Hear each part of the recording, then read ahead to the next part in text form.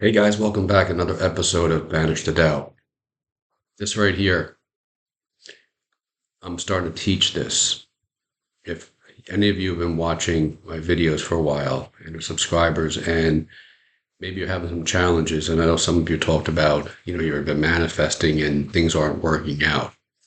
I'm offering coaching. So you go to my channel, click on the link, and I'd be happy to speak with you. Now, here's what I want to talk about this morning.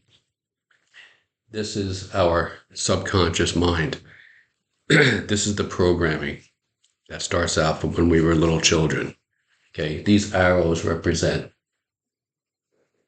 all the stuff that was put into our mind as children, as how we've been traumatized. See, the more you look into this, the more I've been doing this researching over the last couple months and couple of years. The deeper you get into this, the more you realize, holy crap, how have we been traumatized? And not just us, but those who came before us, our parents and then grandparents and so on.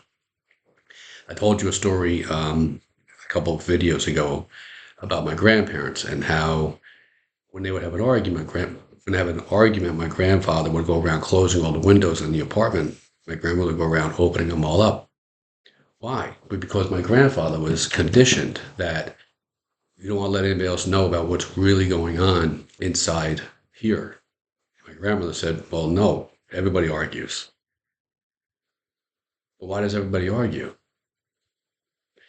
And why would my grandfather feel like, oh, I can't let anybody else know what really takes place between us? See, because it's the crap that we're giving that goes into our minds as children, as infants. And then we take this and that sets up our belief system. And we take this with us into adulthood, young adulthood. And what are we told by society? Well, we have to go to school. Has school ever taught you about this? Have you ever heard about this? Has school ever told you that at the third trimester, our brains turn on? That was never, I never learned that until a couple of months ago. And that the Jesuit faith has been teaching their followers for 500 years. That you give me a child from infancy to age 7, and I'll give you the man or the woman from third trimester, science has said. So the Jesuit faith has been saying since infancy, but science says the third trimester, our brains turn on.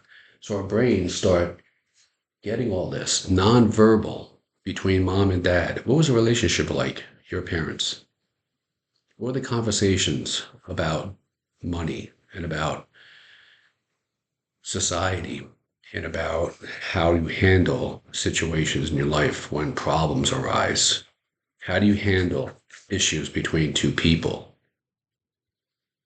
Were there conversations about work? What was the nonverbal? I know myself growing up, my father, he would get his fingers all busted open, working trees and landscape, and he wore that as a badge. But there was no emotional connection between my parents. So what does that tell a young child growing up? There's no emotional connection between, two women, a man and a woman. So we take this into adulthood. We take all this. So we're told at a certain age, you getting older now, getting up in your 20s, you better start looking for a mate, get married. And us, these traumatized young adults stand in front of other people who have been traumatized. And they stand there and they say, okay, well, now we're going to get married. Now we're going to go what? You're going to get a job. So you already have a job. Now you're going to go and get a house and a 30-year mortgage. Now you're locked in. Now you can't leave. You see, but this here is just one person. This here, nobody gets into a relationship and says, yeah, um, I, this is all the crap that I've bringing with me into the relationship. Everything is wonderful when you're dating and somebody goes off into another home and they go off into another home.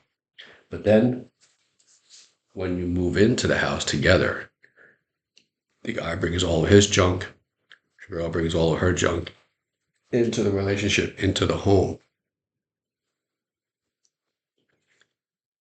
And this is why the preacher I watched a couple of maybe 6 months or so ago say that some of the loneliest people in this world are married. Think about that.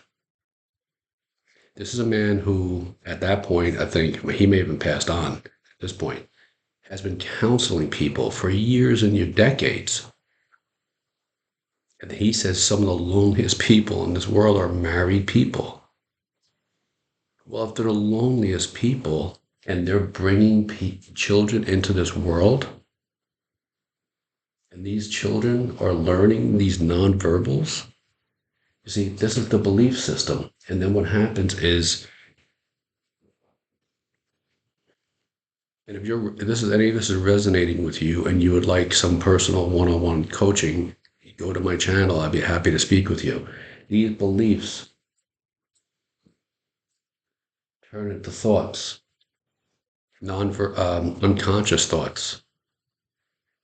And then these thoughts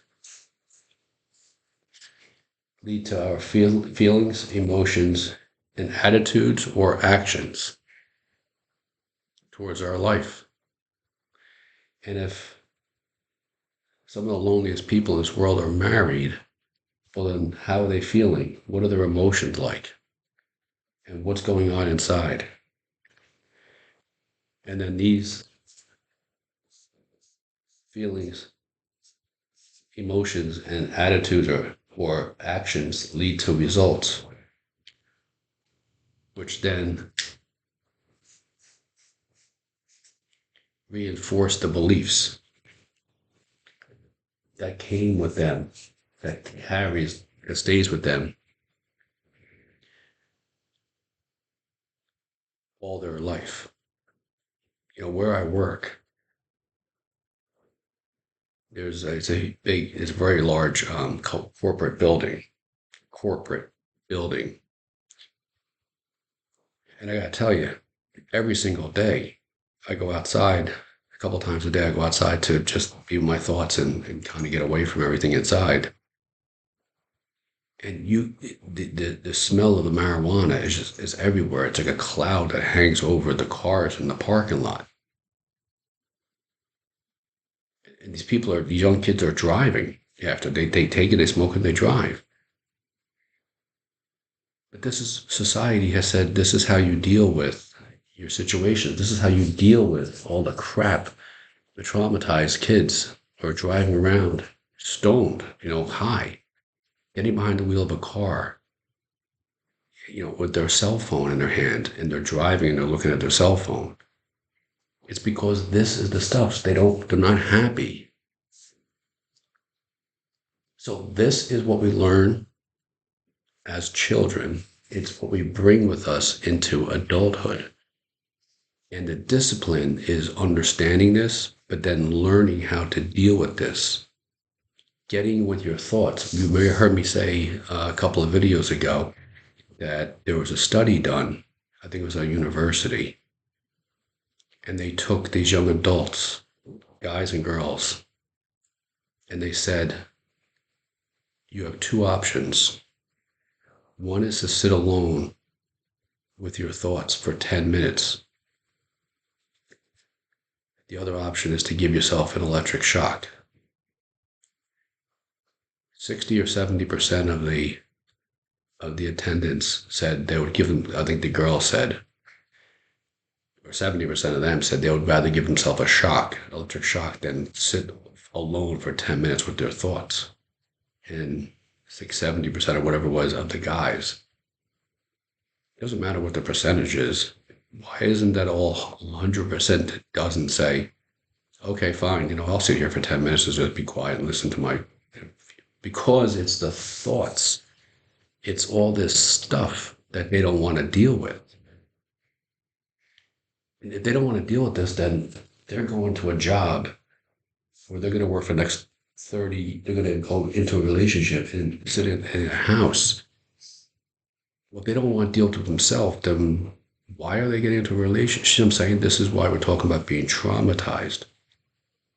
And we're bringing all this here into our life. This is an adult, this is an infant, and down here is the adult.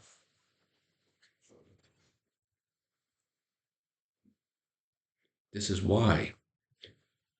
But there's ways around this on how to start to understand this and techniques that you can start to implement into your life that I will show you, and how you can turn this around to where there's no perfect pill, there's no magic pill, none of that. But at least you get an understanding and you can start to learn that when I'm here and I start to get triggered, so thoughts, but also trigger, when somebody or something triggers me, okay, something on the outside of me, in my external environment, something or somebody triggers me, okay, I start to understand, well, wait a second, well, why am I getting so upset? What's going on? Why is my spouse saying or acting a certain way that's triggering me? Well, then let's look back, and this is how we're feeling. And if I don't do anything about this feeling, if I don't say anything, if I don't, not him or her, me. See, we're taught though to go back at the other person to change the external circumstance. It's not. We look inward, but this is the feeling, this is the reaction, right? This is the feeling and the emotion, this is the action or reaction. And the result is we have an argument, my grandparents.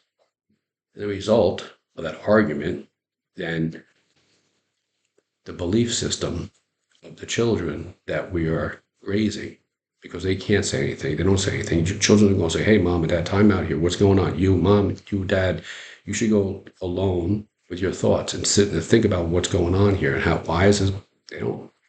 It just goes and it helps. And if these arguments are taking place when the child is as a toddler, or T as a toddler, let's say, or in the womb still, that is being put into subconscious. Again, I'm not saying that there's a perfect pill or perfect relationship or perfect anything or anybody, but there's no knowledge. You see what I'm saying?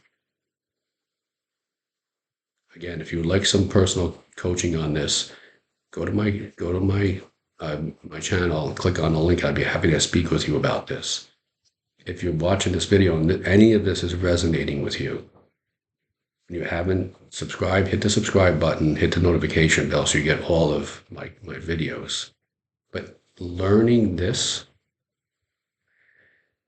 is what's going to help to heal myself, you, and others, and ultimately the world. Because the more the world learns this, but more importantly, is aware of this, but more importantly, is learning how to cope with this, how to understand this, and what the things to do and steps to take and processes, all of that. This is how we change the world, because on a more of a societal level, things could get very interesting, very dicey around here in this country, in this world, over these next 10 to 12 weeks. And how we learn about this in ourselves changes everything. I don't want to get into that realm or that area, but this is also something else that is playing on people's minds. And if it's playing on your mind and you're an adult, and you're in a relationship, okay? You're in a relationship and you don't understand why you're feeling the way you're feeling or the actions you're taking, and you're not really sure where these thoughts are coming from. You don't know anything about this subconscious belief system. Then you're just in this loop. And how you react to things teaches your children how they're supposed to react to things versus respond. And I'll teach you more about that. The difference between the two R's is respond and react. Okay, the difference between those two, the profound difference between those two. That's my message for you this morning, guys. Maybe a little heavy, I understand, but one that I felt compelled. And this is the other thing I felt a few minutes ago, like, George, I'm going to make a video, and I acted on it because this is my passion. It's what I love doing. If you've been with me now almost 16 minutes and any of this is resonating with you, click on the subscription tab and the notification bell and start to watch some of my videos. And welcome to the family. And walk this journey with us, because together we're healing each other, ourselves, each other, and ultimately the world. Thanks.